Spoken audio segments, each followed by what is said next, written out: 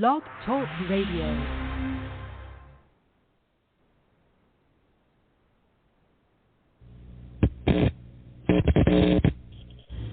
In the councils of government, we must guard against the acquisition of unwarranted influence, whether sought or unsought, by the military-industrial complex. The potential for the disastrous rise of misplaced power exists and will persist. We must never let the weight of this combination endanger our liberties or democratic processes. We should take nothing for granted. Only an alert and knowledgeable citizenry can compel the proper meshing of the huge industrial and military machinery of defense with our peaceful methods and goals, so that security and liberty may prosper together. The very word secrecy is repugnant in a free and open society, and we are, as a people, inherently and historically opposed to secret societies, to secret oaths, and to secret proceedings. We decided long ago that the dangers of excessive and unwarranted concealment of pertinent facts far outweighed the dangers which are cited to justify it.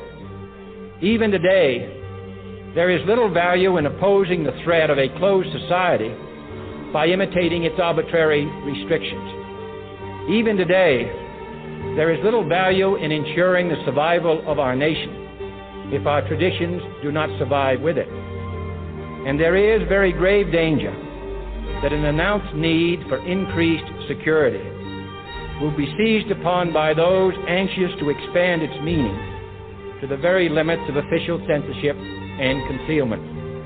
That I do not intend to permit to the extent that it's in my control. We have before us the opportunity to forge for ourselves and for future generations a new world order, a world where the rule of law, not the law of the jungle, governs the conduct of nations. We have a real chance at this new world order, an order in which a credible United Nations can use its peacekeeping role to fulfill the promise and vision of the UN's founders. George Bush has invoked a new world order without enunciating a new American purpose. Bush kept said, and it's a phrase that I often use myself, that we needed a new world order, and instead it looks like we got a lot of disorder.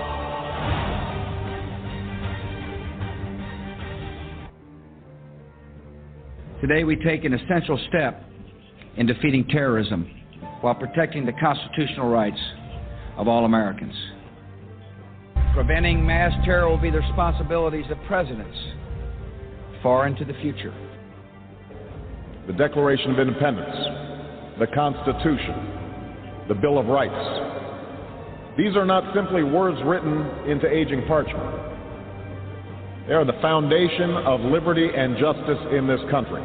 This is an ideological battle. Some people believe in globalism, others of us believe in national sovereignty. It's a contest between ideologies, whether we believe in our institutions here, our national sovereignty, our Constitution, or are we going to further move in the direction of international government? It's just knowledge is out there. If we look for it, you'll realize that our national sovereignty is under threat. All right, everybody, Joseph Gibson podcasting here. I understand the times in which we live today. Got some members here of the Republic here that we're going to connect here. Jim and Roger, I see your hands up there.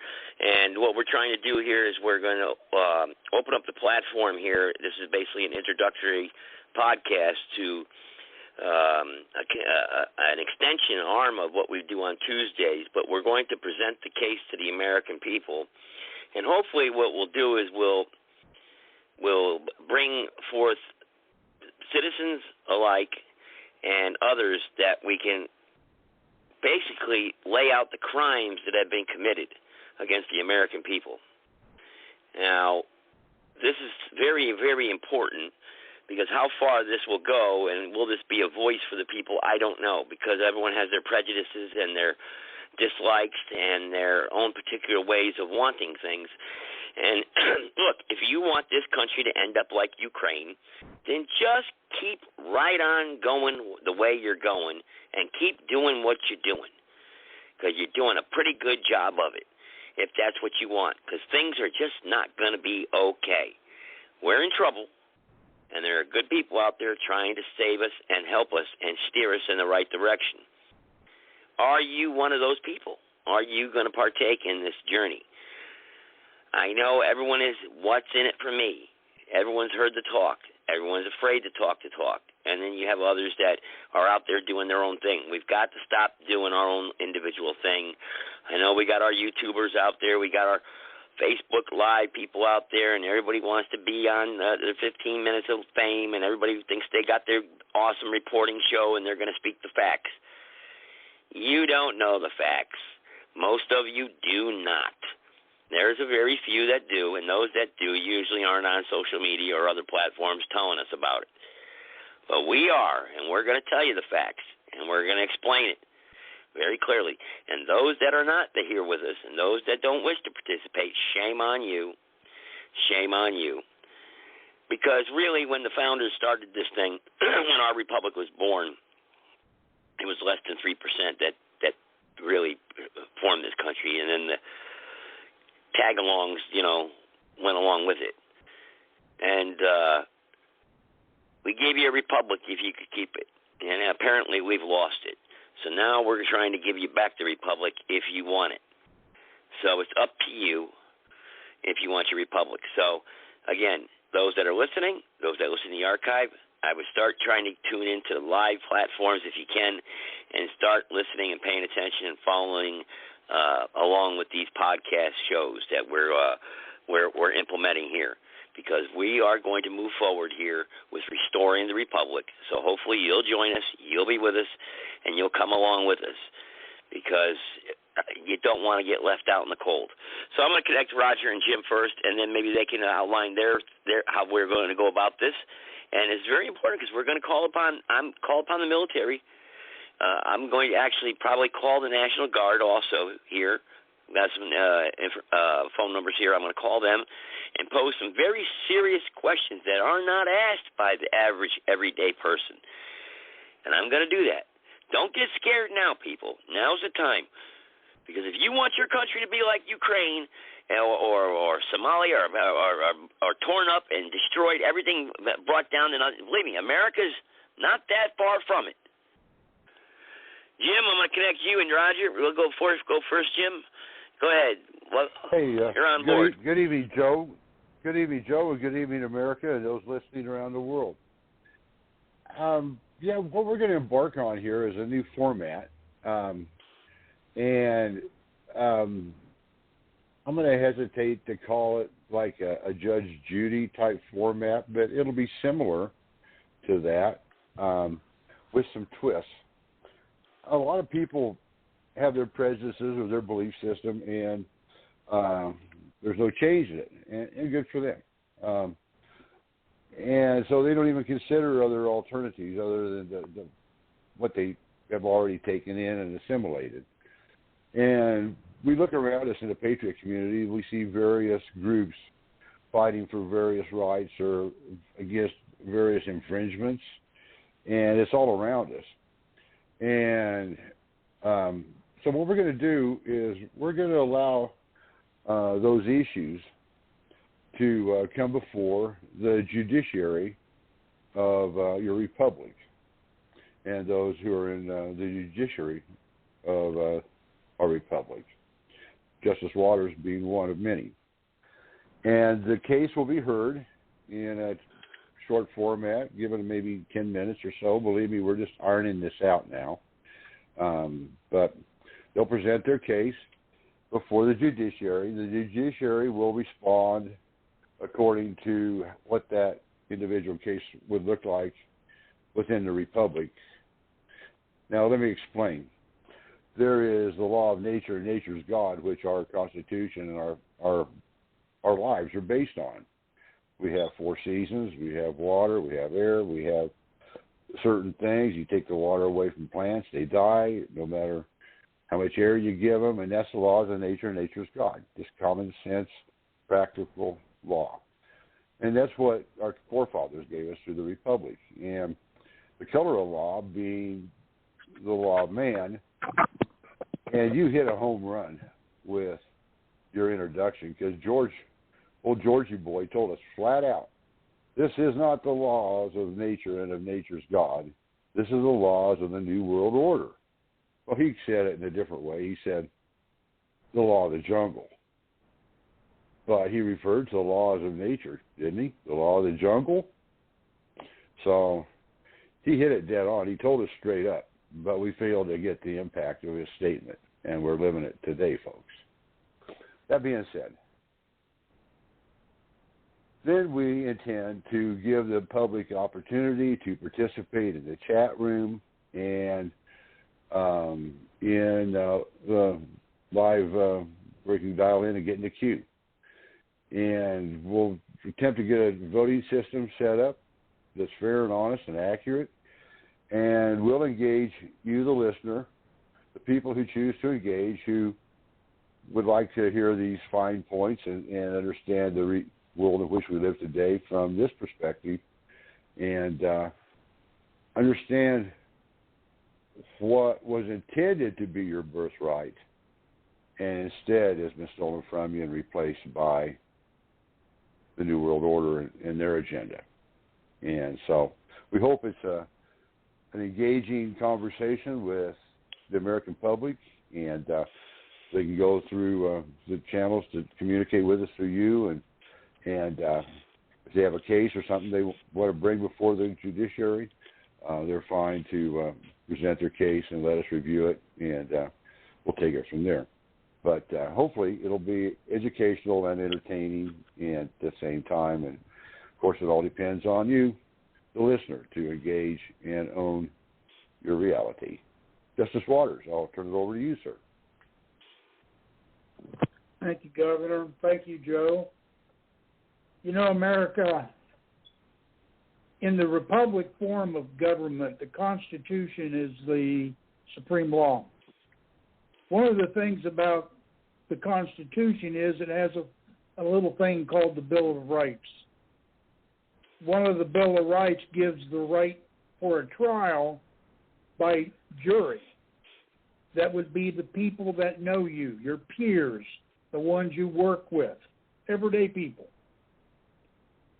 So when we present all this, you, the people, ultimately get to be the jury. The findings we will present, the evidence we will present, what comes after that belongs to you. You are the ones who have to say guilty, not guilty. If we present the evidence and it's overwhelming and you can't dispute it, then a guilty verdict must be given. Now, that doesn't mean that we're going to go into their courts with their judges and say, we need you to find the corporate government guilty of this particular crime because he works for that corporate judicial system, and you never bite the hand that feeds you, which they get fed by the corporate government. We understand that.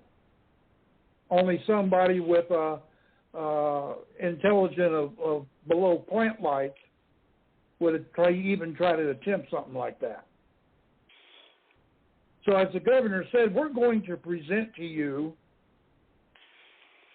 events and things that have transpired in the last, maybe 15 years, basically since this last administration took over, what they've done.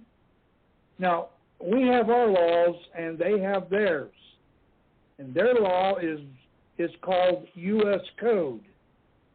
And 18 U.S. Code explains a crime that can be committed against the government and the people, and then the alternative of what comes next, which is the penalty. You're going to find that everything that we present to you is directly a crime from U.S. Code.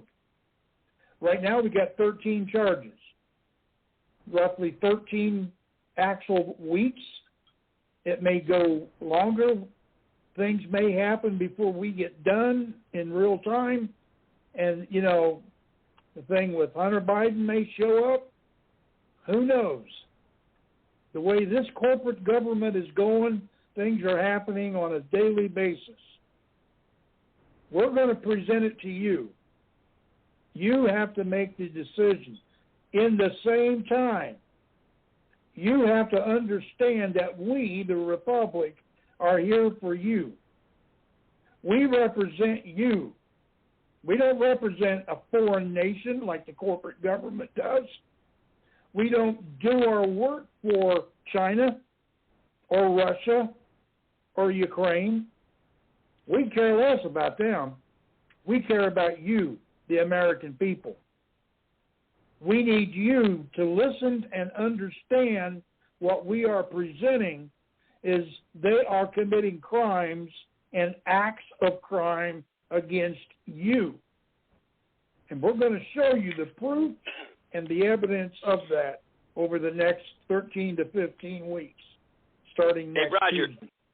Roger, yes. I'd like to interject here just one question now. The military, the military itself, is there anywhere in the law or the military, I've been trying to do some research on it, where does the posse comitatus, where is there anywhere the American citizen, for instance, can call upon the military to interject? I mean, the military, we always hear about the military sitting there and they're a separate part of the branches of government.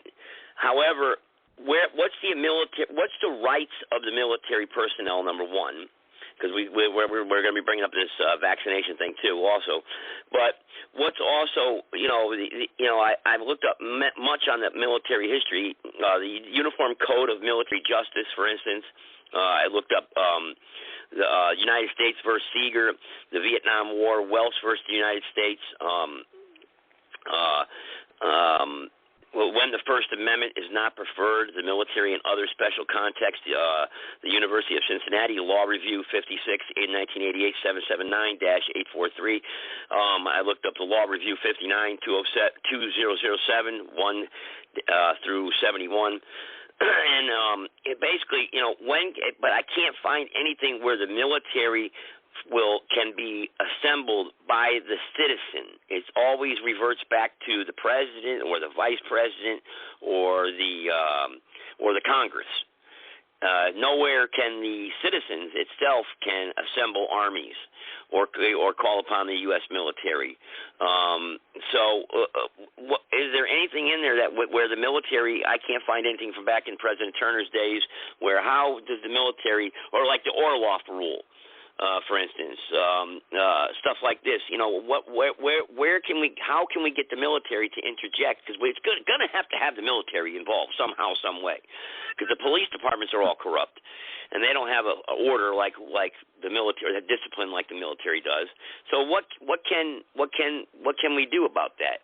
Basically, I kind of gave you a loaded question there, but it's something that has to be answered. Well, let me start with question number 1 and 65. First of all, the UCMJ is the military's constitution. They don't have the Constitution like we do. When you raise your hand and take the oath at the AP's building right before you go to boot camp, you gave up your constitutional rights and you fell under the UCMJ. It's a lot stricter.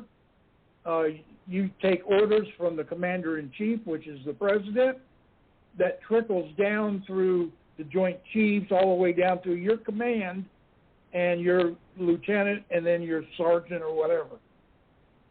The orders that are given a lot of times are ordinary orders, go sweep this, go mop that, whatever. Every once in a while you get an order that would be considered unlawful. Now the UCMJ says you carry out the order, then you ask questions. But now what happens, this is a morality issue, what happens if the president gives an order for the military to go into a certain town and just start killing civilians? Does the military follow that? Well, we got to understand that the military works for the citizenry.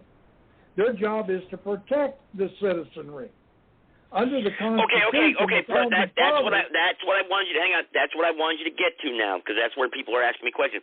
Where is that said? Where is that written? If they work for the citizenry, then where are can the citizens say, hey, we have the de facto government, they're unconstitutional, they're tyrannical, it says in the Constitution we can abolish it or alter it, that's what it says, without having a violent uprising, doing it peacefully and lawfully.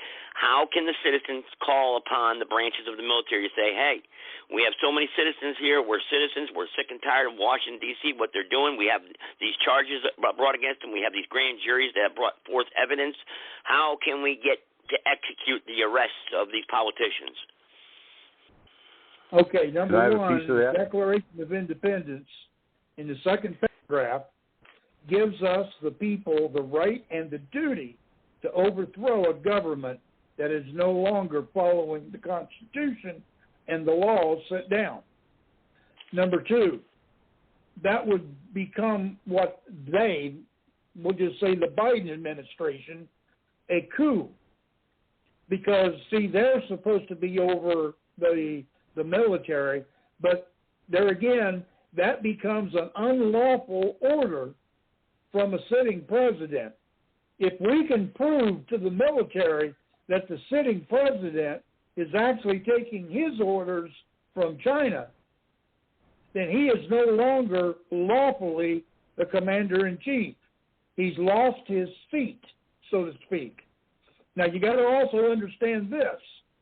As commander-in-chief of the military, he also falls under the UCMJ as well as the Constitution. He's under both. So whatever is not in the Constitution that we could get him on as president may be in the UCMJ, and that's what we got to work out and study. However, in the short term, the people rule the republic. The people do not rule the corporation. We have to persuade the military that what is happening is not constitutional. They, the military, took an oath to defend the Constitution. That is their number one objective. If they fail to defend the Constitution, they have broken their oath.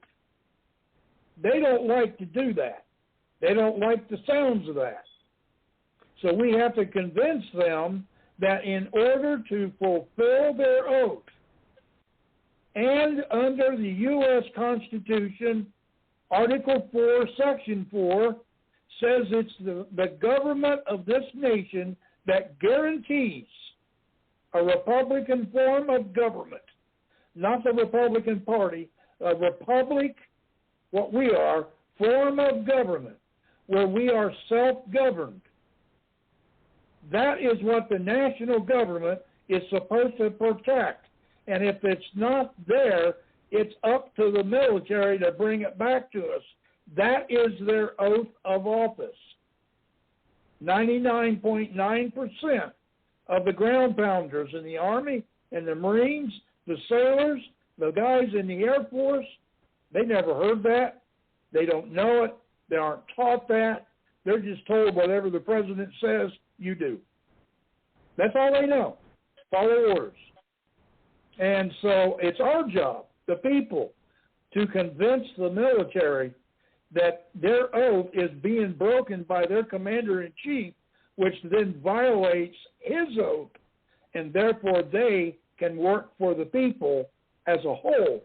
And that means that, now you got to understand, there's a difference between the standing army, which is what we call the four-branch military, and then you got the state, which has the National Guard. What the national government did back in the 30s was they took away the rights of the militia from the state and called it the National Guard. It's still a militia. It's owned and operated by the governor of the state. The president really has no say over the National Guard. Every time he calls out the National Guard, he has to write an executive order. which means there's nothing in the Constitution lawful enough to make him order the National Guard. That belongs to the state. That's who we got to go to first, is the state's National Guard. Why? 60-some thousand of them just got fired by Biden because they refused to take the vax. Now, I want you to think about that. These guys decided at some point in their life they were going to put on the uniform of this nation, and they were going to be proud, hold their heads up high.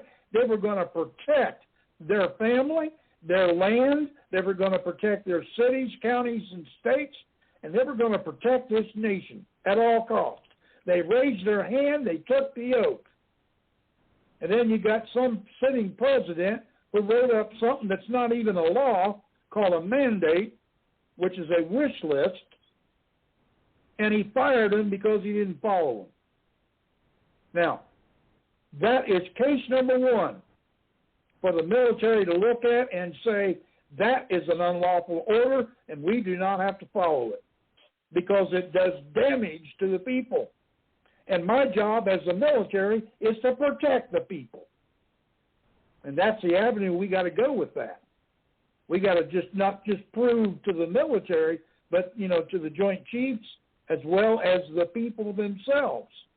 That's why you hear all the time, well, they're corrupt. They do this, they do that. Okay, show me the evidence. Nobody does that. You were saying that before. We're going to present the evidence. I'm going to present dates and times and places. So we're going to show the listeners, we're going to show the people, and hopefully we're going to show those in the military that are listening. And before anybody asks the question, there is nothing anywhere in the UCMJ that restricts any military individual from listening to a podcast like this. Nothing. It's unlawful for them to give that order. Why? Because it's the people talking to them. They have that right. They just can't break the military code of justice after they've heard something. Now, if the entire military decides to take down something, if you get my message, then they are acting on behalf of the people. And that is probably where we are standing right now, because the people themselves have allowed this to go on too long, writing your congressman, calling up your senator's office, writing them letters will do you not one bit of good. They don't care about you. They work for another corporate government called the Chinese Communist Party. So we got to get rid of what is there and replace it with a constitutional government. That's the republic. I yield. Governor Jim, you want something you got to add? I know you wanted to jump in there. Yeah. No, that's well said, Roger. Yeah. Let me share a little different perspective on the issue. Maybe people can get a little different understanding of the predicament in the days in which we live, Joe. I love that title. Literally, our forefathers created a trust or a foundation, an entity, for their offspring. And because of the wars and so on and so forth, they were put in servitude to the world and to the crown from which they came. And that trust then that was created was generational and in perpetuity and recognized, in fact, by the Jay Treaty, our very first treaty with France. And so with that then, this governing entity came in under their law form and took control of the trust.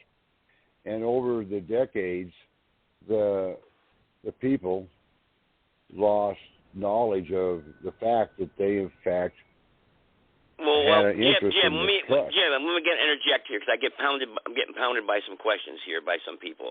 I have to because it's important that the people interject. Sure. I see a couple callers here. I'm going to get to you right away. I promise.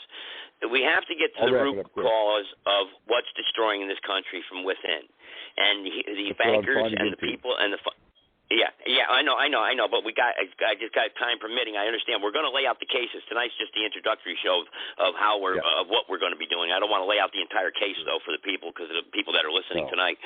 But what I just want to explain to them that what we're going to be doing and the people that we are going to go after these people that have caused these wars that are behind the crashing of the economy, the ups and downs of financial twists, the bankers, the Zionist groups that you talked about the other night, these evil people that are destroying our country from within and trying to create a new world order. Now, one person did ask a question, what about what's going on in Ukraine and stuff? That's not our problem. What's going on around the world is not our problem. We're concerned about here in America. Okay, now if there's crimes being capitulated with other countries, that they shouldn't be. Like Joe Biden in collusion with China. We already know that, and like we already talked about that. But I don't care about Australia's drought problem. I don't care about Pakistan's food problem. I don't care about India. Friends with all, alliances with none. Just like George Washington said. Okay. So those questions right there, just nullify those right there, right off the bat. So I just wanted to put that out there, Jim. So just go ahead. I got a few callers, Jim, but go ahead. I'll let you continue on. Just go ahead. So anyway, to sum up where we left off, is the people now are recognizing that they own their future through this trust and the Bill of Rights that protects that trust. And we're wanting to get control of that trust back from the lawyers, basically, to make it real simple. And so that's a battle that we, the American people, are in. And that's spread worldwide also, and other people are revolting and coming against that same entity that's trying to control their trust. So what we're going to do is our first guest will be well-known. She's been on your show, retired Lieutenant Colonel Sandy Mariucci. She's physics professor from the U.S. Air Force. She's retired, so she works on the civilian side for the Air Force Academy. But she's had an ongoing battle with them over the jab. And she kind of got caught up, I think, maybe in that same sweep that the National Guard people got caught up in. And anyway, she's going to bring her evidence and what her platform is and what she's done. And she'll that's going to be on Tuesday, correct, Governor? That's going to be on Tuesday. Governor, that's on Tuesday, right? Mm-hmm. Okay, because people were asking me about that now. Okay, all right. Yeah. And Justice Waters will comment on it in the judiciary from the Republic side, and then we'll open the polls to the people and let them decide, who's right, who's wrong. Tell us your perspective. And you got an opportunity to engage in this in a lawful, peaceful manner. And we invite everyone to participate. It's your country, your future, and this is part of your trust that you need to learn to manage. And with that, I'll yield. Hey, Jay, all right, can Governor. All right. One quick thing? Yes, I got callers. I see you waiting patiently. Okay. I appreciate it. Go ahead, Roger. Go ahead. Okay, just real quick here. Just understand, America, under their system of law, if you pay taxes, then you own the government. Just remember that. Now you. All right. The problem is that their taxes are made out of monopoly money, the Federal Reserve banking cartel. Go ahead, private caller. You've been waiting a long time. Hey, Joe. Good topic. I'm glad you're hitting it, man. Yeah, we're going after them. We're going to start opening the floodgates here, and we're going to start getting the. I'm trying to get how we can get the military involved here, and I've been, like I said, I opened up with the little bit of research there and the law, how we can use the law, because enough is enough, and we have people from the military that are on board, but we have to find them the law. I wanted to answer your question as best I know how to, because it's a very important question. Hello? Yeah, go ahead, Sarge. You're there. Go ahead, man. Oh, yeah. I want to answer as best as I can because it is an important question. And everything about the armed forces, who controls and who commands the armed forces, always comes down to the chain of command. That is always the first thing.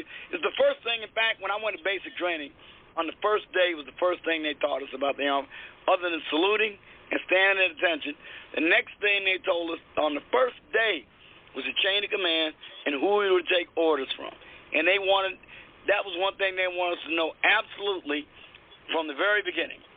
And the chain of command, of course, always starts with the president. And by the way, according to the Supreme Court, the president is not subject to the Uniform Code of Military Justice, because that's what Bill Clinton tried to say when he was being sued by Monica Lewinsky.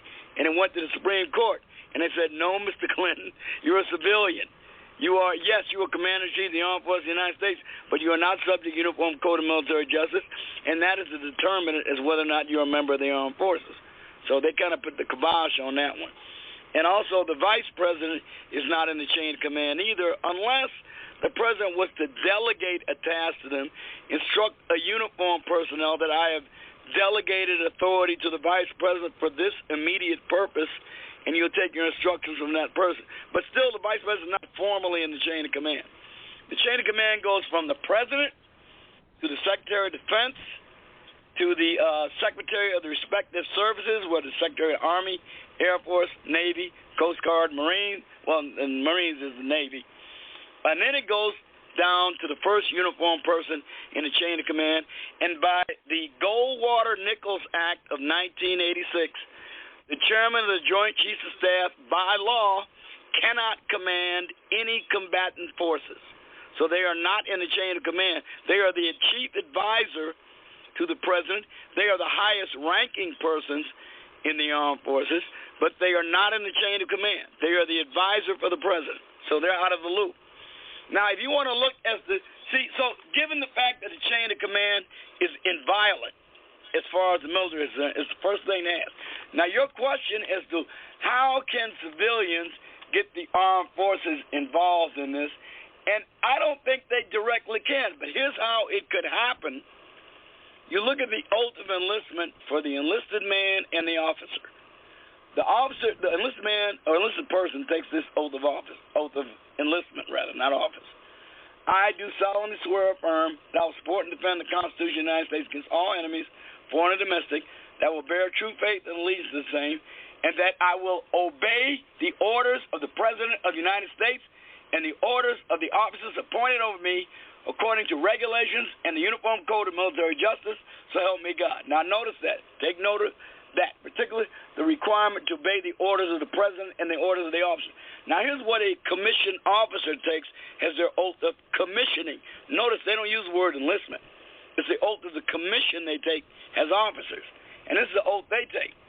And then you put your Social Security account number there, having been appointed an officer in the Army of the United States or whatever service it is, as indicated above in the grade of, and you say like 01, because, officer could be like a medical doctor be appointed in 03, captain, whereas lieutenant be second lieutenant be 01. But whatever your pay grade is going to be, you put in the grade of 01, 02, 03, 04, whatever your appointment is.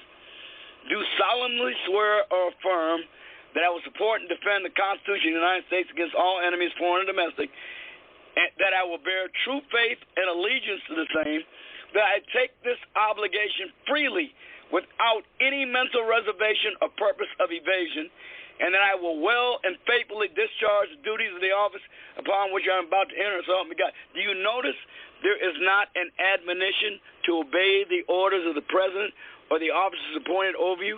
There's a reason for that, because they expect an officer to take initiative when given an illegal or unconstitutional order. There's a specific reason they put that there that they don't put there for enlisted personnel.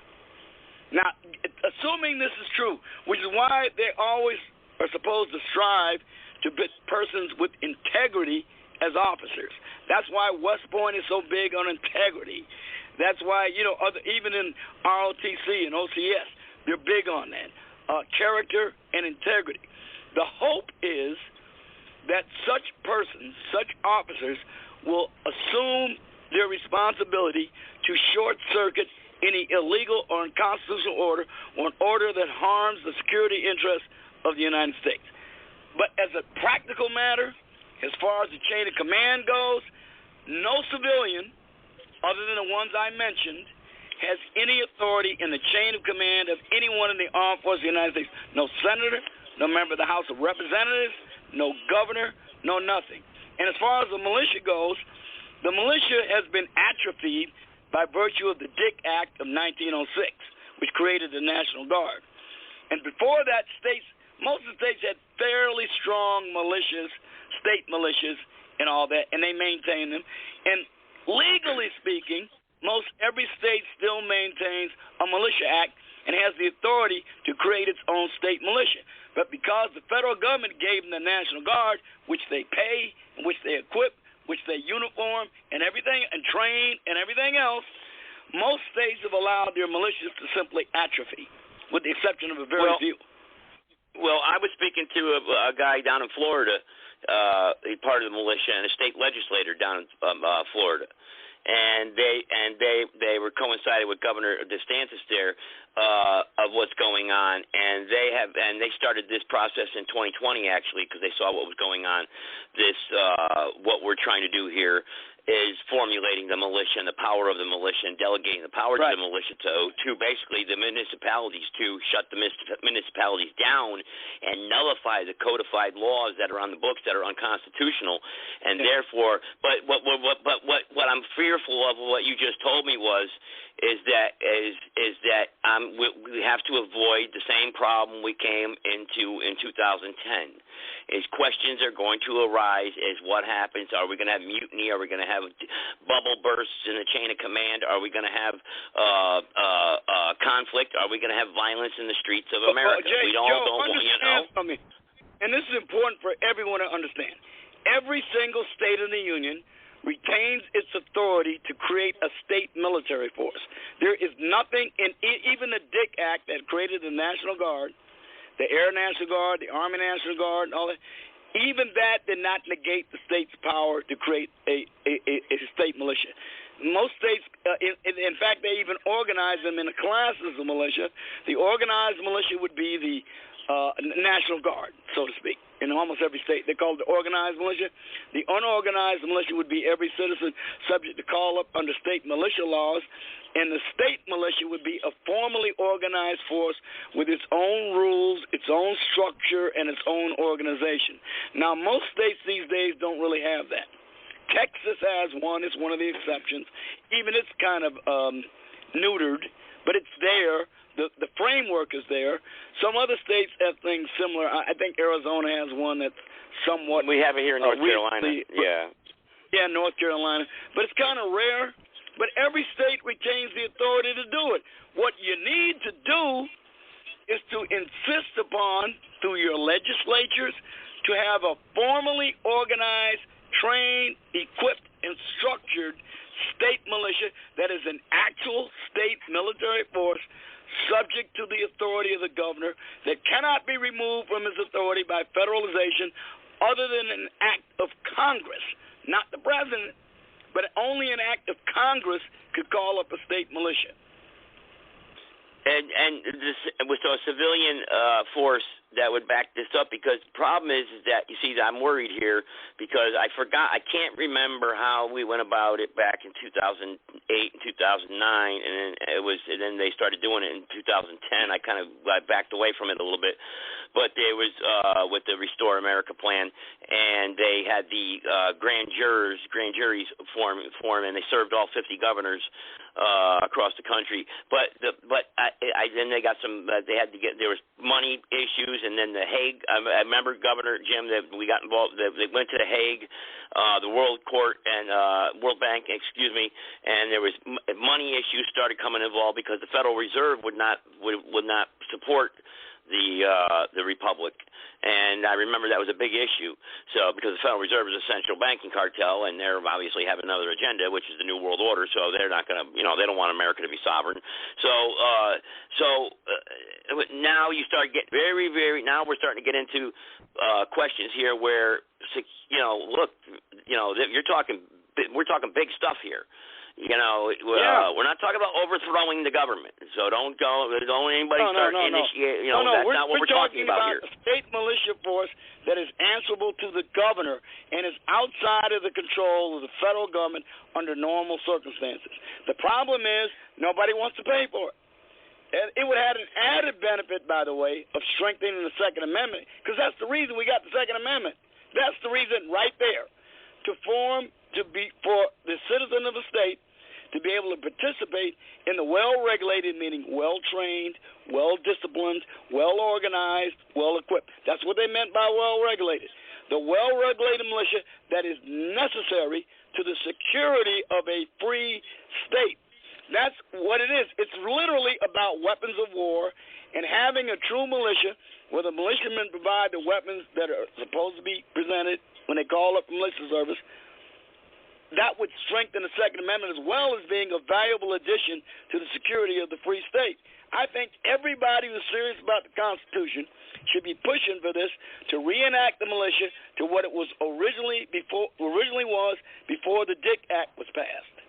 We have too many groups out there and organizations that are going to, now we're going to have hotheads out there, and this is the problem that arose in 2010 because we had the Tea Party back then, and we're going to get too many splinter groups and it's going to break off, and that's what I'm worried about. Again, we're not trying to overthrow the government here. No, Joe, because messages. if you're going to have a real state militia that's answerable to the governor, you're going to set up military regulations for it. That's what every state militia used to have. They had a military But are we talking martial law now? I mean, we're on the brink of martial law. Just to organize and create it and structure it. It has nothing to do with implementing martial law. We can't have mob rule like January 6th, though, either, Sarge. Well, no, you implement martial law with that force that is properly trained, equipped, and regulated. That's what you use to implement martial law if it's necessary. You don't have people just running around their own, saying they're malicious. I got another caller here, 863. I got another caller. Hey guys, I got another caller, 863. So just hang on. I got another caller, 863. Governor, you want to say something real quick, and then I'll get to 863. Go ahead. Yeah, exactly, Sarge. You got it. You're right on the money. And what the Republic was, a grassroots effort of all 50 states to step up and occupy that format on a world stage for the people. All we need to do it lawfully and legally is to swear allegiance to the Republic and to become a participating member of our society and take control of what our forefathers created, because it's collapsing around us. And that gives the governor of the Republic the lawful authority to organize the militia. And it's all done lawfully and legally. And you're right. It has to be done on the rock of law, not on a foundation of sand. We have to do this right, and that's why we're here. Exactly. So everybody and every can get state this right the first is free to time. specify the structure of its militia, the rules governing the militia, how they're called up, their own state uniform code of military justice, if you will, and it's up to the state to do it. As long as they do it in accordance with the Constitution and with their state constitution, there's nothing to prevent it. Okay. On our platform, all right, we already have the world recognition and backing. Yes. And we were only a couple states away from being able to treaty, which we were a few years ago, and then things fell apart for us because of infiltrators coming in and disinformation war. But that being said, we have a lawful standing worldwide recognition, and if you guys want to do it lawfully and legally and by the book, then here we are. All I need to do is do it. That's correct. Okay, I'm going to bring on 863. Been waiting here for a little while. I had two other callers there. They dropped off, but then they called back in. So press 1 if you want to get back in there. 863, go ahead. I think I know who this is. I recognize the number. Go ahead. Hey, Joe. Been a minute. How you been, brother? Hey, how you doing? Long time I haven't heard your voice on here. Yeah, I just got your text tonight saying you're going live. I got a little spikes here and add a twist, if you don't mind. Sure, I've been listening to what everybody has to say. You know, we need to follow the rules, this, the Constitution, that. but I feel like I'm listening to an old version of Newsmax or OAN. Why is everybody out there looking to their right for somebody else to fix a problem that is inherently our problem? I don't care what the rest of the world is doing. I mean, we're living in a country right now where the Supreme Court of the United States justices are under attack. Just to give one example, they're being threatened. They're being threatened with killing, murder, all sorts of things of degenerate nature. And our Jewish Attorney General, Merrick Garland, who is an open Jew, has vowed to do absolutely nothing about this. Who exactly is it that we're looking to mobilize? Why are we not addressing this problem ourselves? It seems this is a conservative Achilles heel, in my opinion.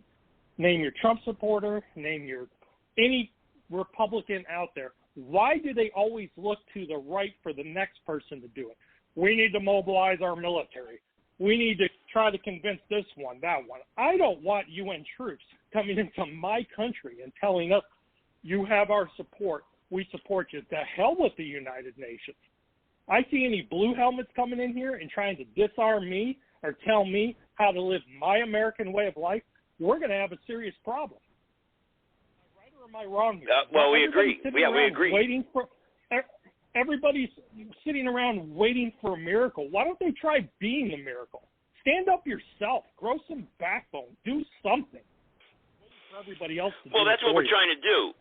That's what we're trying to do, Florida. We're trying to mobilize, but we have to have the American people and the nucleus behind them constitutionally. I mean, we don't want to replace the Constitution, right? You can agree with that. The foundations that we have to build upon, unless we have something new out there that's better, I'm all ears. But I don't see it. I don't hear it. So we have to go based upon our foundations, right? The Constitution's being systematically wiped out. It's being shredded. Yes. We're not going to have we a can restore it here before long. Yeah. The Fourth Amendment is essentially dead, just to name one. They're after the First and Second Amendment. I could go on all day about the things that the leftist, communist, Marxist, socialist scumbags out there are trying to do to America. And everybody's sitting around, well, why don't we mobilize the National Guard? That's what the National Guard's there for. Why don't you mobilize? Do something. Well, that's what we wanted. That's what we're trying to do, is to get the people to mobilize. But the reason why we would need a National Guard, though, is that, or any other type of military force, is because we have to have order. You don't want chaos. I know you agree with that. You don't want mob rule. I know that. We've got it. We're already living. We have systematic mob rule right now, but we don't have chaos right now in the streets. But we have systematic mob rule, I guess you could say, and those crimes are being perpetrated by the people in D.C., right? And the people behind the D.C. machine, which like you referred to, one of them was Jewish, or the Zionists out there, the bankers, and they're a major player, yes, and the Roman Vatican Church, or they're in the New World Order. They're behind all this. Okay, so I'll agree with you there. But how do we get this evil pushed out off the shores of America? How do we do it? Just us as individuals mobilizing. We can't take the law into our own hands individually. We have to have a collective body of citizens behind us, right? Something we can do even These in that people respect, are afraid to even speak up, afraid to even exercise their First Amendment, because they are afraid of the repercussions of what happens to them. And backbone is not something that we can install in people. We can't go out there and say, hey, Antifa's burning down a city out there. You conservatives need to go out there and stand up, because I guarantee you they don't have the balls to do it. They're weak. But wait a minute, Bert is on to something here, Joe, and here's what he's on to. Now, look, what I was talking about is going to take a while to organize and structure, because it's going to take a while to set it up. It's going to take a while to get the people in, to get the legislation passed and all that. What he's talking about is something more immediate. What do we have in the United States by virtue of the First Amendment? We got the right of free association. You can associate in any lawful activity you want with anybody else. You can get any number of people together in any thing you want to, any way you want to. You can even get together with them and practice military tactics, and you can learn how to fire weapons and everything else. You can have this group organized as long as you're not doing anything illegal. And if a time of emergency comes up, like people threaten to kill Supreme Court justices similar to what Youngkin did in Virginia when the feds weren't doing anything to protect the justices. He appointed his own personnel in the state police to go protect them under Virginia law. But what people can do in each of the individual states is say, hey, we got this association, Governor, and there's a crisis right now, and we're just letting your office know, should you need us, we are available for you to deploy. And you got an absolute right of free association to do that without anybody telling you you can't. Well, we can't fix a problem when we can't even name the problem. Hey, everybody here would agree with that, right? Sure. Well, yeah. Okay, so in order to name the problem, I'll name the problem. The problem is the Jew. I don't care what anybody says. They just busted people down here in my state, home state, down here in Orlando with Disney, of all the Jewish pedophiles out there that are making degeneracy the norm in America. They sponsor the LGBTQ community. They sponsor Black Lives Matter. They sponsor all these degenerate groups out there by stealing money from people, U.S. tax-paying citizens, and giving it to these people. That's why they're in our face all the time. And so that's a crime that's being perpetrated. What I just said. Oh, no, hang on. No, I'm going to agree with you. That's a crime being perpetrated. So we could follow the money and follow the paper trail, and that's a crime that has to be presented openly in the open forum, that like this one, and then it has to be prosecuted. It has to be brought to justice. Now, we can't go out there and attack innocent people that have nothing to do with it, but we have to convict or we have to prosecute the people that are perpetrating this crime you just talked about. That obviously is a crime. What is happening in Orlando? Well, so therefore, we have to rid Orlando. Things, they do. This is just Orlando. This stuff is happening all over the country. I'm just saying, this is just the tip of the iceberg where this is going on. Okay, we need to do more than just sit around and just name them.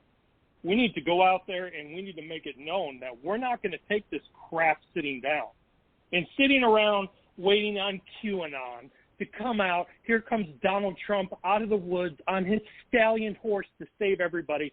Conservatives, get off your asses and quit acting like a bunch of cucks. That's what they're acting like is cucks. Well, this is the frustration out there. Somebody to fix our problems. Well, this is the frustration that a lot of people are feeling right now, and I totally agree with you. Donald Trump it's not his duty to ride down from the heavens to save us. I agree with you there, but you do have to have people that speak and spread the message, though, and he does have the voice of a majority of people. So even though I'm not saying numbers is the ally here, what I'm trying to say is that we have to have a platform to stand upon. And you said yes, go out. This is happening in a lot of other places, but Bert, we have to start someplace. Where do we start? We can't just burst out of our houses and start yelling at the sky, punching up at the sky, and we're punching ghosts. You know what I mean? Well, who are we punching? Who are we fighting? Right to do We've that? got to. You know, who do we go after? Who do we go after? We have to go after. There has to be we have to have justice. We can't. You know, there has to be a. You know, yeah, I know, but what is that title, though? I mean, you know, we have to find the individuals doing this. We have to have evidence. We have to bring that evidence out in the open, and then we have to, by the people's court, convict them. No, I know that, but what I'm saying is this is what we're going to do. We have to convict them. Look what they do with Black Lives Matter. Look what they do with Antifa. They book them into jail, they do an overnighter in jail, and then they let them off and they no-bill the charges when they clearly violated the law. And you know why that's happening? Because the prosecutors are persuaded by Jews. Well, their money is behind the prosecutors in Chicago and New York City and Los Angeles. Yeah, there was a police officer that was murdered out there, and the guy got off on probation. You know, and you're absolutely correct. That guy was part of the what do you? My mind just went blank. The ADL, is it? I forget. The Jewish organization. Yeah. He was a member of that. So I see your point, and it angers people. I get that, but there's a lot more also going on out there, and we have to restore our government. But how do we do it? Just going after one group is not going to solve the problem. You know that, because evil's going to flourish. We have to attack. We have to stand on something to go after all of this, and we have to bring the evidence to the people. Solve the problem in Nazi Germany. It made Nazi Germany go from a country that was starving to death under the Treaty of Versailles They were bankrupt. They had nothing. They were living out of soup kitchens and turned it into a world superpower in less than 10 years. Absolutely happy. Well, you don't think that we're going to repeat the same? You don't think we're going to repeat the same thing though here now in 2022, right? I mean, we're not going to repeat the same exact formula that was used back then, are we? But we have to open up. We have to open up our arms and our eyes and our ears and use the same formula, but in a broader spectrum that brings in. America's bigger than Germany. Certainly, you can agree, and I know you support the Constitution. So how do we go about? I mean, what in your eyes? I know you're out there. You're an activist. I know that, and you're out there on the streets fighting. I know that, and everyone that's listening right now needs to understand that. This guy's out there. He's on the front line, so he knows what's going on. But how do we get everyone involved to where we can get this out there and bring a collective body together and stand on what? Obviously, I know you support the Constitution. So how do we restore the Constitution? Restore lawful de jure government? How do we do that? There's nothing to reinstall on it. The Constitution is still there. I want to respond we still to Joe. have all these rights. We have these rights. They haven't gone away. The problem is people aren't exercising because they're afraid. Nobody's saying that you can't go out there and exercise your First Amendment. The Second Amendment hasn't been taken away. You have these rights. The problem is the people are too cowardly to exercise them. And furthermore, the rest of the world is making America look like garbage because they don't even have these rights in other countries, and they're going out there and doing it anyway. Yeah. Okay. All right, Governor Jim, you want a piece of that? Go ahead. Yeah. It's a good conversation. Talking about it is go ahead. It's good. I wanted to respond to Sarge, and he had a good idea.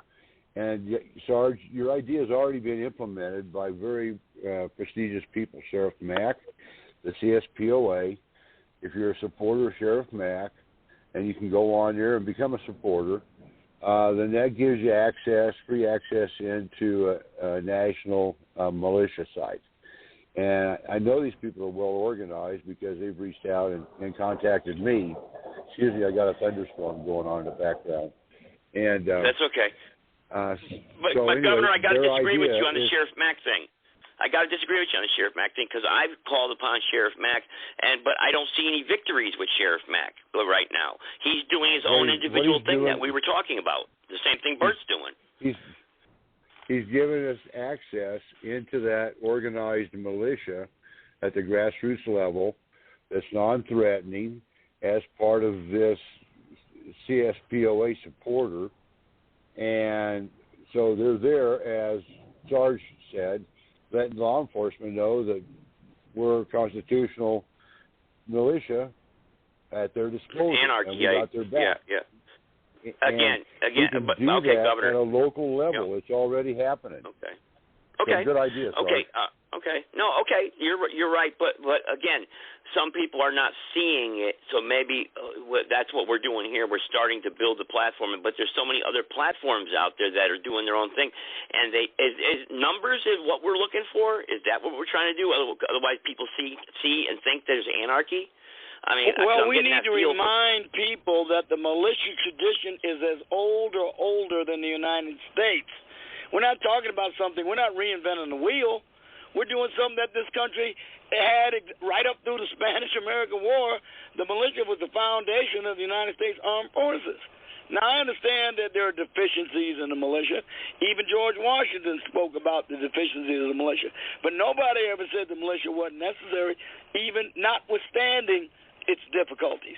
What we need to do is reacquaint the American people with their heritage, part of which is the militia, which was the most significant part of the armed forces of the United States for a long, long time. Now, let me ask this question. Let's bring Bert. I'll bring Bert and say, okay, I go down to where Bert is. Bert says he has evidence that such and such happened, whatnot, and what have you. We organized the militia down there. Let me present this question to anyone out there, not everybody at once because we'll get everybody talking over each other. We present the evidence open on this platform or whatever platform, and we present it to the American people, and we find that crimes have been committed, say, in that one state or in that county. We have to start someplace. How do we bring it to justice? How do we bring it forward to prosecute? That's why my question with the military was so important in the beginning, and now we've spun off into individual issues or smaller problems that are really big problems that we can't get a hold of. So how do we get a hold of these problems without anarchy or without other issues getting involved?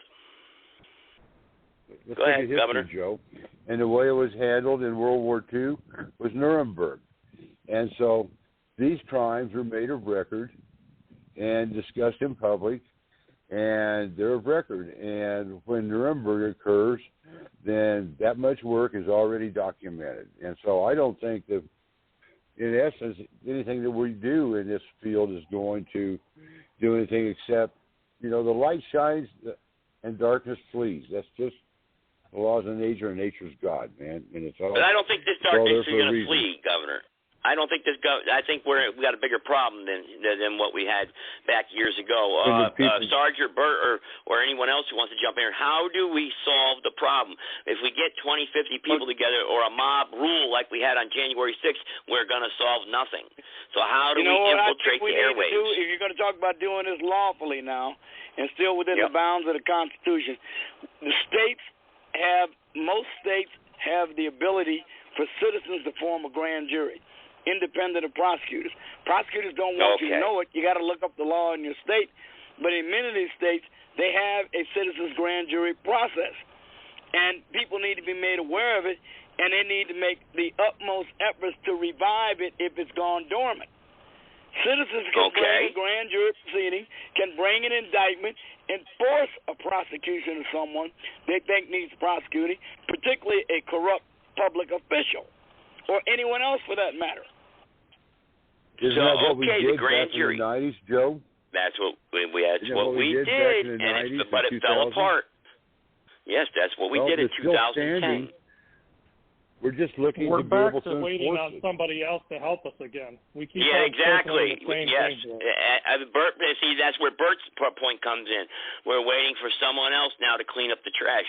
We did the legwork, the footwork, or we shouted out to everybody, but then we're looking around for someone else to do it because we don't have the balls or willing to sacrifice. For a second, Joe. I'll tell you what, the reason I'm in this battle is second. because I know that I'm with like-minded Americans. Yeah, that thunderstorm there, you just got struck maybe. Go ahead, Bert. Go ahead. I'm talking. Go ahead, Bert.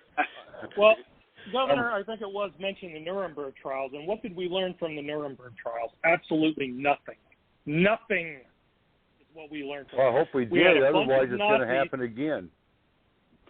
We had a bunch of Nazis that were around saying that they're doing their jobs, that they were following orders, and they were strung up and hung for it. You know how many stupid FBI agents and local police, sheriff's department, name your criminal institution that are sitting around saying the same damn thing that the Nazis said 80 years ago? Yeah, we're just doing our job. I'm in total agreement. Doing my job. I'm in total agreement. You don't have to convince me. I'm in total agreement. And I understand about the Khazarians, and I understand about the Ukraine, and I understand about all that little stuff when it comes on that platform. And you're absolutely correct. But I hope we do learn something, and I think this time we're going to clean house and do it more efficiently and effectively. Someone put something, Governor, in the chat room that I will read here. It sounds pretty good, actually. How is this so bad? Anarchy in political science and the study of international relations in the absence of any authority, superior to nation states and capable of attributing their disputes and enforcing international law. That statement right there, we should clarify a little more on it, but it sounds basically what he's saying there is basically what we have to understand and we have to bring to the forefront, and I guess that's what we're trying to do here. But again, we have a group here that has, and I have other people here, but I'm skeptical about connecting them, and a couple of people don't want to be brought on. They're just listening, and they're from the military, actually. I have 3 people listening from the military, two people, excuse me, that are listening from the military, branches of the military, and that I asked that were around back in 2010 that are interested in what we're talking about, but we hit the nail on the head. The civilians have no authority to call upon the military, but we have the militia. But then again, you start mobilizing militia down in Florida or North Carolina or Georgia or where have you, you're going to get the FBI and the feds flashbanging their house and arresting them. Yeah, or Michigan. Michigan is another good example. We go to look what happened to my friend Barry Croft and everybody. They got set up, and then they're sitting in a county jail for 2.5 years, waiting to be brought to trial. You know, and who's coming to their rescue? Nobody. So I think that Bert, and then that Bert, that's where I got to say people are a little nervous about. You know. Go ahead. Well, we don't need a militia to do this stuff. All we need is people to grow backbone, plain and simple. That crooked FBI agent, that so-called federal officer up there, Special Agent Trask, who was a swinger and a degenerate and choked his wife and was arrested by the local sheriff's office up there in Michigan, trashed the whole case. And it was later found out that the FBI was the ones that instigated the entire thing and said that they wanted to be a militia, kidnap Gretchen Whitmer, the governor up there, the standing governor, and bring her before a militia, and it was the entire thing with the Constitution. You know, right to a trial, speedy trial, the whole kit and caboodle. And the whole thing got swept under the carpet because it didn't work out for the filthy FBI. They are dirty. Hey, did you hear the latest about this document dump from this confidential human source the FBI had with the Proud Boys and Oath Keepers on January 6th? And this confidential human source told the FBI that not only did the Proud Boys and the Oath Keepers not participate in any riotous behavior, they actively sought to mitigate it and prevent people from destroying property and injuring people and to de-escalate everything. And the source told the FBI, and they went ahead and prosecuted them anyway. Same thing with Charlottesville. Same thing happened in Charlottesville. I'm looking at a transcript and a summary of the confidential human source reporting. And it seems to me like Christopher Wray, in a totally unlawful prosecution, which is probably why they canceled the Thursday, January 6th hearing, because they know that's what Steve Bannon is going to talk about because he knows about it. Yeah, well, that's the thing, though. But okay, Steve Bannon, Sarge, and all these people, these players. Okay, we're they're up there on another level than we are. We're down here in the real world. We're down here talking. So what we're trying to do is, again, for the new people that are tying in and listening, is what we're doing is this is an introductory show to what we're going to present to the people out there, the crimes that are being committed against the American people, and exposing the agenda and the New World Order. And we already have 13 charges against figures and de facto corporate leaders, these criminals that we call politicians, and the government itself. And we're bringing this and presenting the case to the American people. But what I would like to see done is I'd like to see this executed and the lawful de jure republic restored lawfully, and it can be done. But we're searching for ideas. And look, I'm not a king here. Bert's not a king. Sarge's not a king. The governor's not a king out there in Colorado. Roger, you're not a king. We don't have all the answers. We need everyone else out there to come together, and we don't need 25 people storming a Capitol. We can't have 5,000 people storming a Capitol. It doesn't work that way. It's not going to work that way. And so I'm grasping for answers and how we can do this lawfully. The citizens cannot call upon the military. Okay, we answered that question tonight. But again, the military. That's all anybody's got to do. Look at the religion. Let me give you an answer. Let me give you an answer, Go ahead. Joe. Go ahead, Jim. The military in the long run lives and dies of and by the people because they're us. And what we need to do is we have presented a platform for everybody to agree upon, which is real simple. The Constitution before which the corporation took over in 1871 and up through the 12th Amendment. The 13th Amendment they don't want to listen to. Is lawyers can't be politicians. So they changed that. So we're good up through the 12th. There's nobody I know that wants to join arms with somebody that doesn't agree with what they are fighting for. And that, in our arena, is the Constitution up and through the 12th Amendment. So, when I made my earlier discussion about the chain of command, I was just giving y'all what the legal aspect Let me finish. Go ahead, guys. Guys, can't talk over each other. I know, but you paused. This platform's already recognized in international law. We are the receivers of the bankrupt corporation in the corporate world, in the world of world law. And so why wouldn't the American people just want to step up and come together and swear allegiance to the flag and to the republic that we all agree on? That's our foundation, and this is where we come to exercise the rule of law.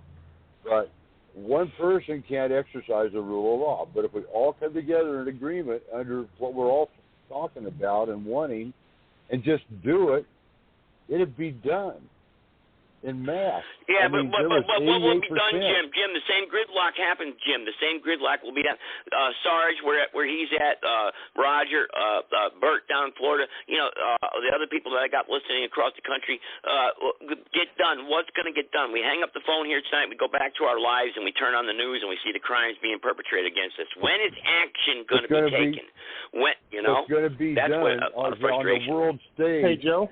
On the world stage, the lights have come on, and the people are taking responsibility of their future. Yeah, hang on, Jim. Hang on. I didn't hear you. What did you say there, Bert? You've got a block number on there. It's Handsome Truth from the GDL. He'd like to speak.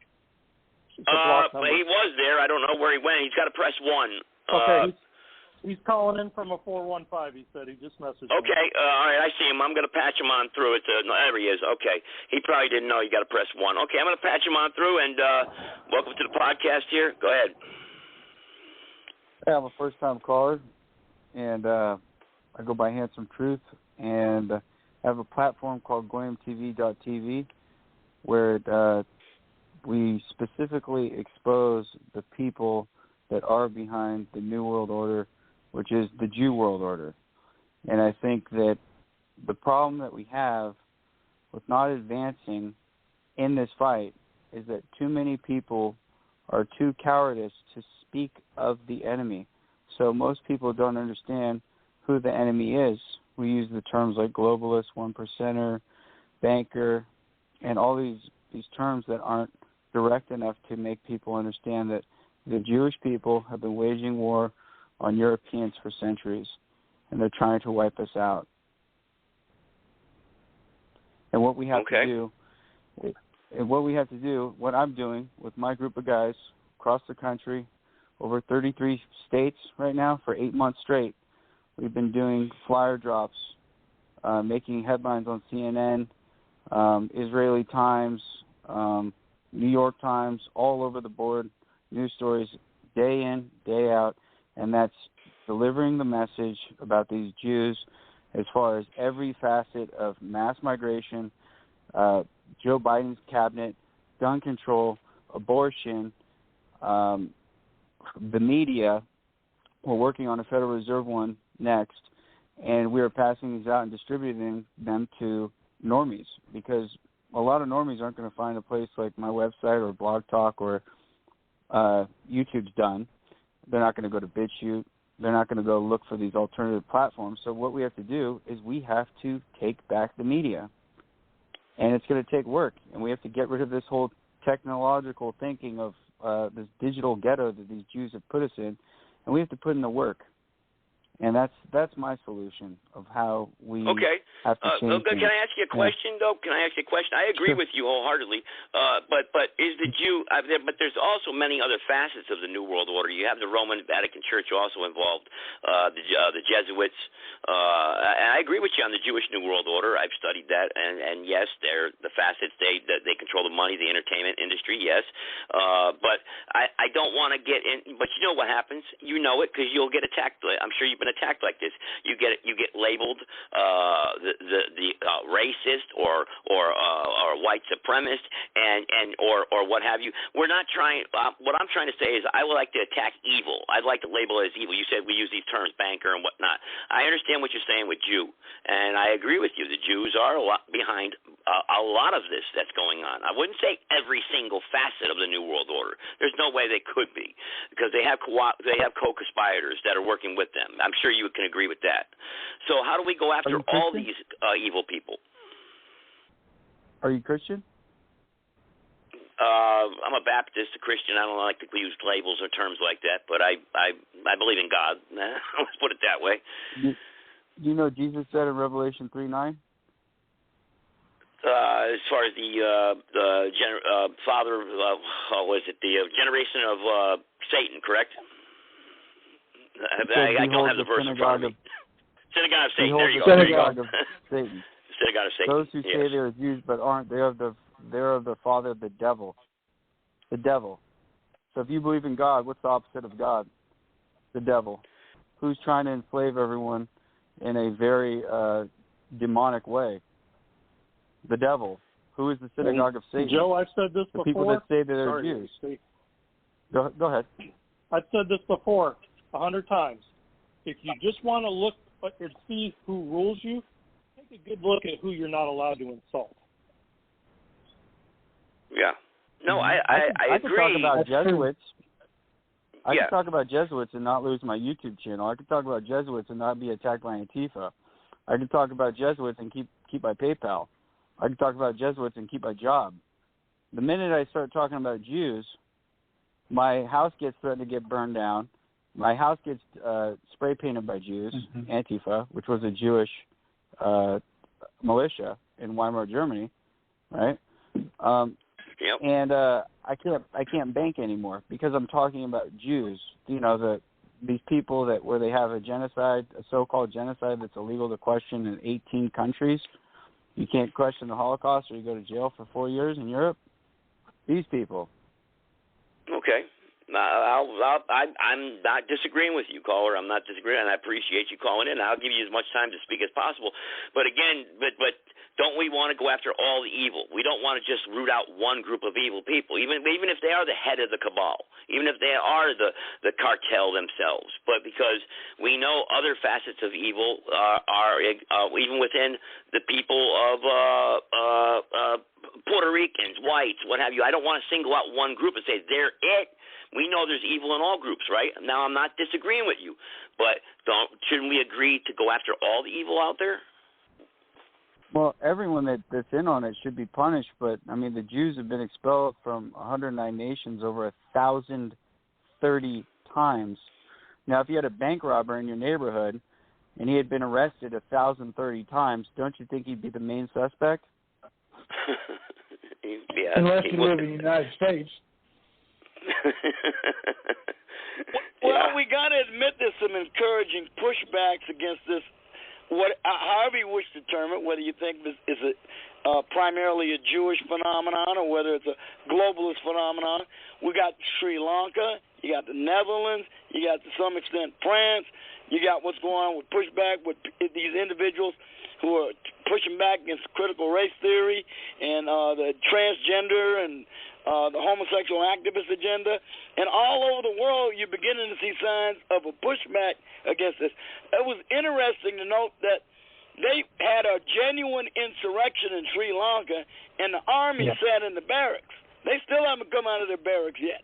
Right. So, I mean, look, the signs are there. And when I was talking earlier about the mechanism of the chain of command, you got to understand, I'm talking about what it is legally and under the existing rules. I'm not speaking to the individual consciences of every individual soldier.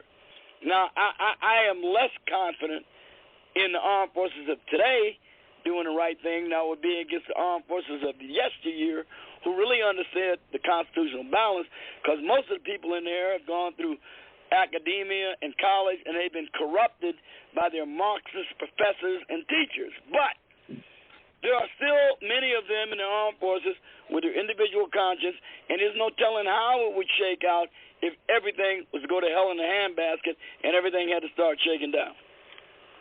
Well, I'd like to ask that caller. Yeah, go ahead. I'm sorry. Go ahead. I was just going to say, he said Marxist. Do we know what Karl Marx was? Yeah, he's a self-hating Jew. A self-hating Jew. Okay. Oh, he hated Jews. Okay. He said it repeatedly in his writings. Yep. Okay. He despised his own people. He was sick. He was a psychopath. So I actually read some of his stuff. Jews. It's really the ravings of a demented mind. Well, yeah, he wrote the 10 planks of communism, 12 planks of communism. something like that. Das So, Kapital, the Communist Manifesto, in private letters he wrote to many people. He spoke of his loathing for being a Jew and everything else. I mean, he was a conflicted and troubled man. And the philosophy he came up with has to be one of the most evil philosophies ever conceived. so well, I'll tell you what. I got a question. Go ahead, caller. Oh, I'm sorry. go Go ahead. ahead. I didn't mean to interrupt you. I'm sorry. I was just wondering, have you guys looked at the COVID agenda? Do you guys think that it's evil, or do you guys support these vaccines? Oh, I would never support any vaccination whatsoever. Bert should know that. Hell no. No vaccination, period. Joe, None. Can I say something to that? Yeah, go ahead, Roger. I'm sorry, Roger from Indiana. Go ahead. When that first started being talked about, a bunch of us in the Republic began to study some of that. We already knew an awful lot about Fauci. Fauci is a Jesuit. His oath is to kill as many human beings as possible that aren't Catholic. That's his oath as a Jesuit. Okay. Now, what we found out about early on about the vaccine was it had viper venom in it. That was the first thing we heard. Now they're doing autopsies on individuals who just fall over dead for no reason. And they get these snake-like, look like almost like noodles that come out of their bloodstream. Right. And they're attached. And when you put them under a microscope, they've got scales that look like a snake-type scale. But you have to look at it through the microscope to see it. The graphene oxide that's in it.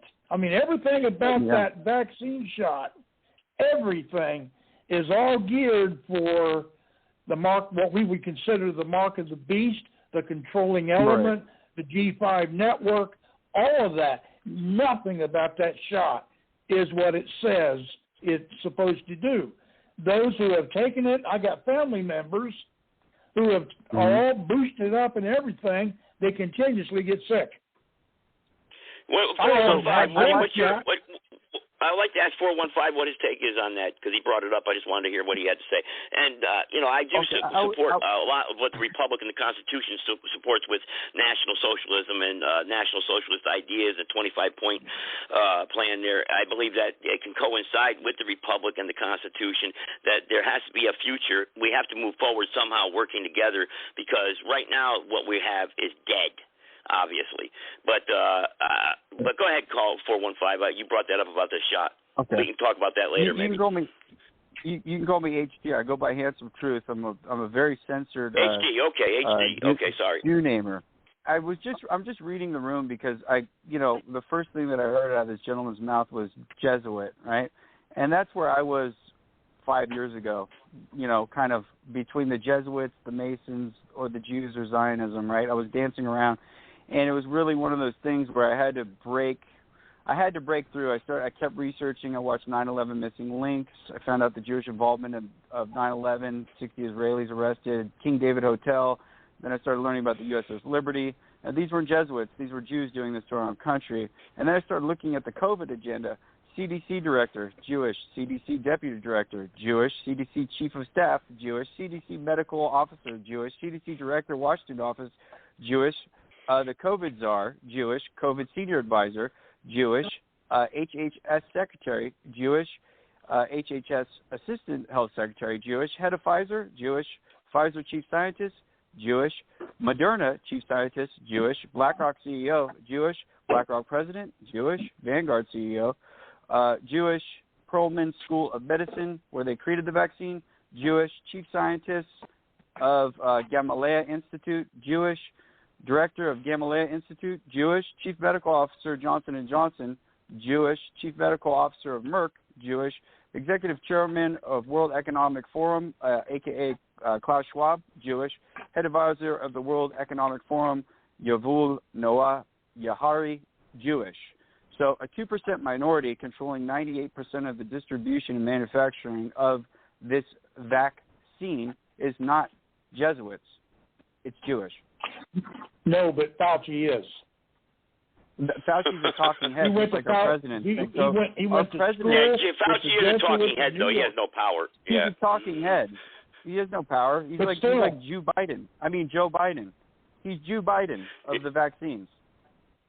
No, I agree with you, but I'll tell you what, though, a lot of the money, though, if you look at the money and the trail of the money that comes from the central bankers and the Rothschilds and whatnot, you have to start looking back to the European Jewish Rothschilds and the Vatican Church also, because a lot of the money and the gold, that's where it is, and they did back the Jewish world order during World War I and II.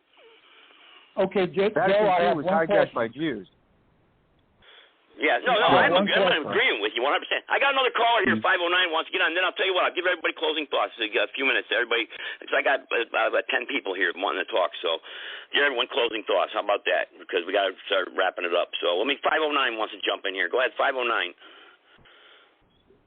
Hey, it's me, Eddie. I've been listening to everything that's being discussed, and you know what? I got to agree with HT and Bert 100%.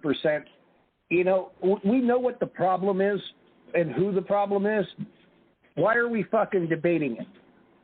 We're not Congress. We're not going to do a 6-month debate while shit gets worse and nothing changes. We know who the culprits are. We know who's responsible. We know who's aiding and abetting, right? We know the politicians that are, sold their souls to Israel, right? But Eddie, if we gather a police force, Eddie, and say, go attack all the Jews, the rest of the world would slaughter us. So how would it just wouldn't work. You know that. Well, how would they do that whenever they have a revolution in their country, we interfere? I understand that. I think the rest of the world would look at the United States and go, it's about fucking time. Well done. Yep. Yeah. Well, okay. I'm not a big advocator of violence by no means. I do not advocate violence. But there is only so much bullshit a group of people can take before it causes a cause and effect, right? And just like last year during Trump's administration, during the last American Relief COVID bill, right, that passed through Congress, nobody has yet been able to explain to me why in an American COVID relief bill that's supposed to help Americans, $500 million went to Israel's missile defense program. How the fuck does that make sense? Eddie, when I'm on the podcast, I don't want to get kicked off of Blog Talk. You know what I mean? Right. So, yeah, I just wanted to call in and give my 2 cents there. I got you, man. I got you. But yeah, I know where you're coming from. I know. I got it. No, I know you know your stuff. No, I know that. But, man, no, I agree with it. $500 million. That's a crime in itself, the money. But that's the Federal Reserve's fake printing press, and that's another crime against the American people. So what do we do, and how do we decipher this?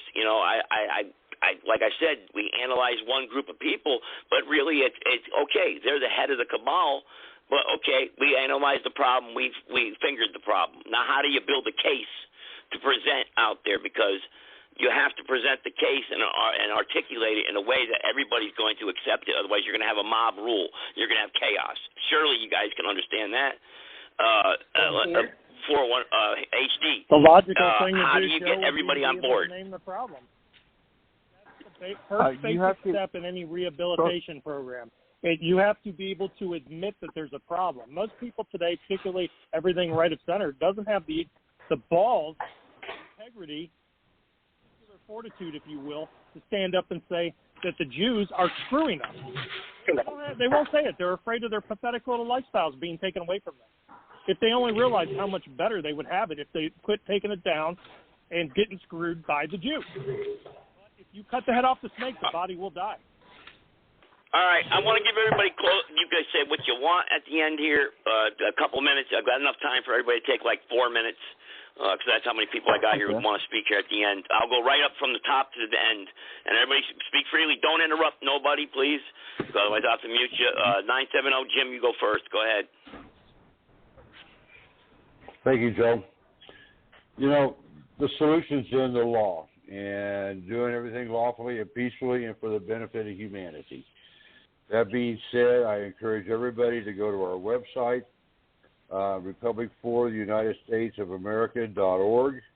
Read our Declaration of Sovereign Intent and claim an interest on the assets of the corporation, and understand the lawful process that is necessary in the world to regain control of what our forefathers gave us. And this is how we begin lawfully and peacefully and implement these ideas with the authority and recognition of backing of the rest of the world. I think that it might be worth discussing at a later date the possibility of mounting an organized campaign to line item in a vote on their ballot sheets to restore the republic and make that a big drive for these upcoming elections. And if we, as the American people, stand in mass, and these new computer counters and honest election officials report those findings, obviously the military will listen. And with that, I'll yield. All right, Roger, 765, go ahead, man. I'm going right down the line. Joe. Everybody's going to get a chance here. You know, guys, I hear the word Jew mentioned an awful lot, not just here, but everywhere else. And I can't help but wonder, did all of these guys come from the tribe of Judah? Because that's what a Jew is. There are 11 other tribes. So that was my point number one. Point number two, what we are attempting to do here is use their own code and statutes against them and show the people the crimes that they are committing, compare it to U.S. Code, Chapter 18, which is the crimes and punishments against the people and the government. And when we do that, then we are showing the people not just the crimes and the corruption they're doing, but in their own law, how they are breaking it. So they're definitely not taking care of us. That's point number two. And point number three is, Joe, I want to thank you for allowing us to even do this on your podcast, man. Over the, I don't know, the last 15 years maybe, you have given the people a wealth of information. You've given them the ability to speak their minds, a lot of truth, a lot of anger, a lot of, everything has come out on your podcast, which is the right of the people to do. So thank you for allowing us to present this. It's going to at least be 13 to 15 weeks the way I see it now. I think it's going to be interesting. A lot of people are going to get a lot of information because we're not just talking about the crimes. We're talking about the people behind it, who they are, and where they come from. So I hope that answers everybody's questions.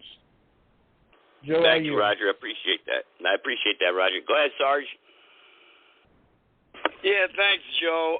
It's been a very interesting discussion tonight. And look, I would like to resolve these problems, and I admit they are immense. The corruption is beyond anything I ever imagined I'd see in the various governing levels of the United States of America. I expect a certain amount of corruption because it's hand in hand with the nature of politics, and okay, we expect a certain level. But it's metastasized beyond any reasonable expectation of corruption. It is in every single agency and bureaucracy, particularly of the federal government, and in many, if not most, of the state governments. It is really god-awful. Now, I'm hoping it can be rectified to, a normal level of corruption without undue bloodshed or turmoil or anarchy. It is my earnest hope and prayer that it can be.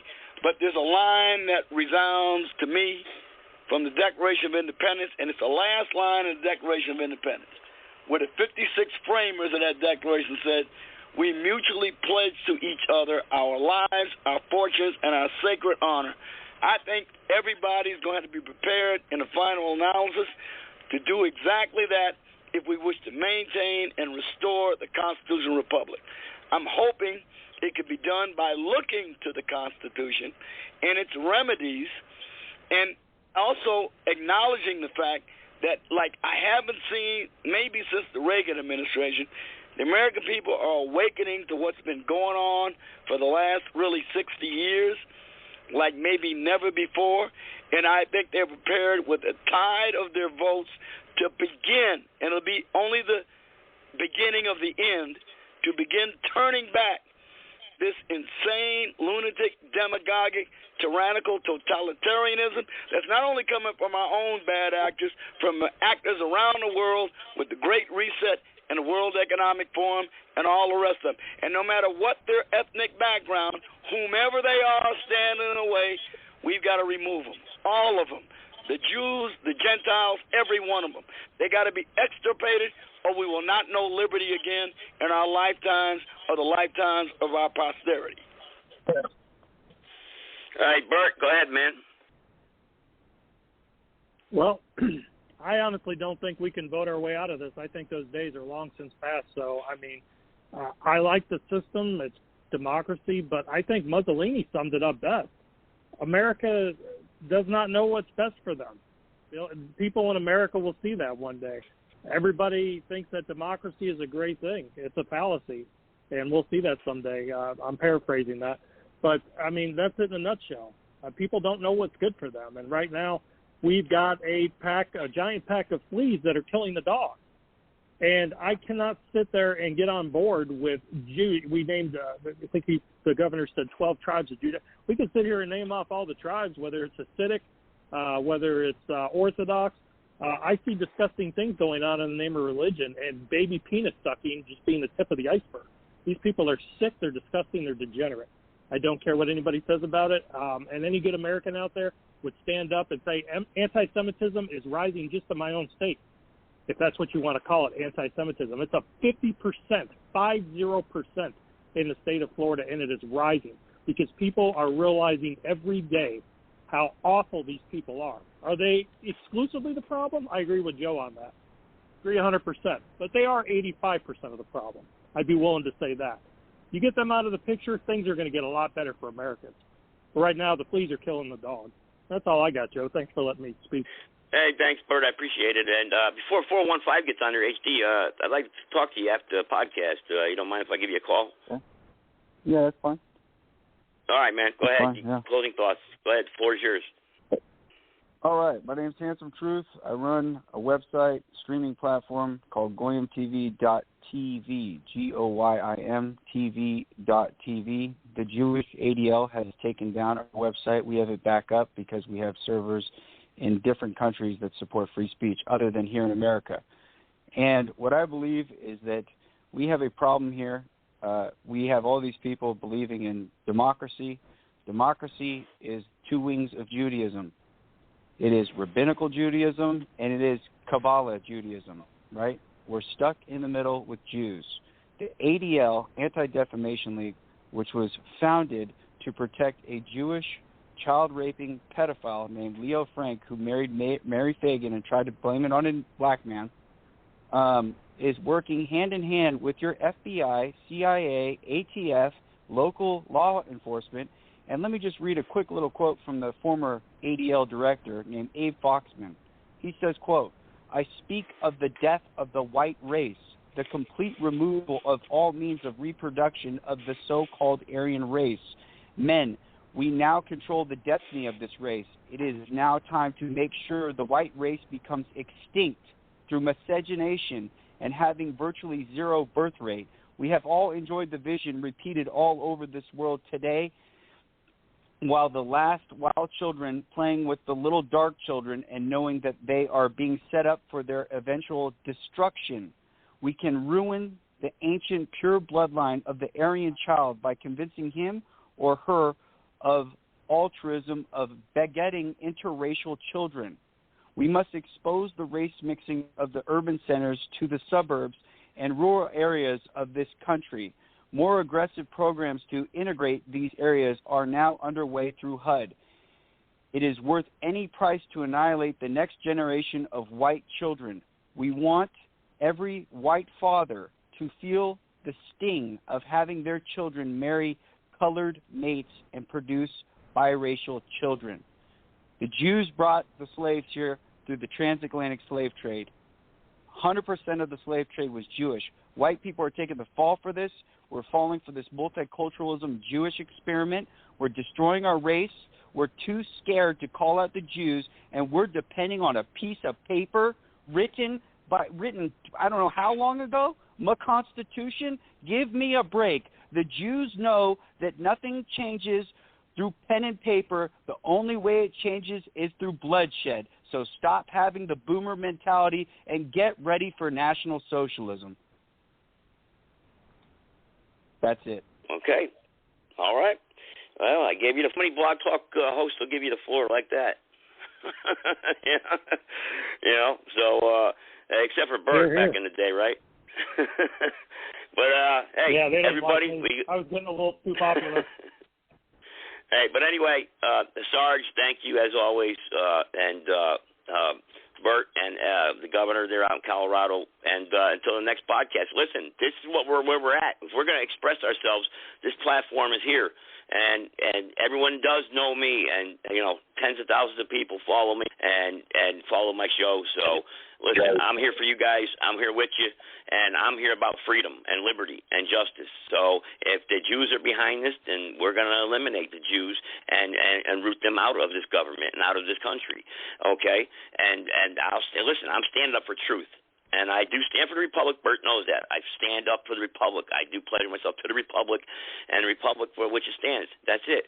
And I love this country, and I love America. I served, and I served this Republic. So I don't like what's going on, just like you guys. But I'm willing to fight and die for this Republic. So and I respect you guys, too, and I'm sure you guys are, too. So with that, I want to say thank you so much for at least tuning in and listening, and I'm glad I was able to give you guys a voice here tonight and everybody. So with that, good night, everybody. Take care.